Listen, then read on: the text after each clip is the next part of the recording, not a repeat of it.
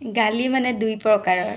এটা হৈছে টাউনীয়া গালি, এটা হৈছে গাঁৱলীয়া গালি। টাউনীয়াটো হৈছে ইমান ভাত নাখাবি, কমাই খা, শকত হৈ যাবিগৈ নহয়, ইমান ভাত খালে মানে ফিগাৰটো বেয়া হৈ যাবগৈ, কৰিবি, কমাই কমাই ভাত খাবি, কেইটামানকৈ ভাত খাবি, আৰু খাই বৈ থালকেইখন ধুই থৈ দিবি, মোৰ মানে গাটো ভাল লগা নাই, এনেকুৱা। আৰু গাঁৱলীয়া যিটো মই খাইছিলোঁ, মোৰ মায়ে দিছিলে, সেইটো গালি হৈছে আৰু ভাত খা তই, আৰু ভাত খা, তক কৈছিলোঁ নহয়, তক কৈছিলোঁ নহয়, কমাই ভাত খাবলৈ, কমাই ভাত নাখাওঁ, ভতৰা গৰুৱে পাৰ হ'ব নোৱাৰাকৈ বোলে ভাত খাওঁ, আৰু গা লখো, মূৰ লখো, থালকেইখন ধুই থৈ দিবি, মোক নকবি মোক ধুবলৈ, নিজৰ পিন্ধা কাপোৰকেইটাও ধুই থৈ দিবি। এইটো হৈছে মোৰ মাৰ গালি, যিটো মই এতিয়া মিছ কৰোঁ, মায়ে যিটো গালি দিছিলে।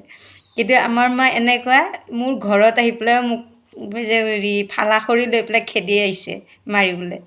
আৰু মা মানে আমাৰ পিছফালৰ পৰা এটেক কৰে, আগফালৰ পৰা নকৰে, ভাল মানুহ, একদম একোৱেই নাই, ৰাগ চাগ নাই। আৰু ওচৰলৈ যেতিয়া যাম, তেতিয়া বাৰী এডাল ল'ব আৰু চিকুনি আচাৰ এডাল লৈ পিছফালৰ পৰা ধৰি পেলাই মানে মাৰিব। এটেকটো আমাৰ মায়ে পিছফালৰ পৰা কৰিছে সদায়, এতিয়া মানে কি এনেকৈ ঘূৰিলে মায়ে পিছফালৰ পৰা আহি পেলাই মোক মাৰিবহি নেকি এনেকুৱা লাগে। একদম খঙত মানুহজনী উপৰি সুপুৰি মৰিব আৰু।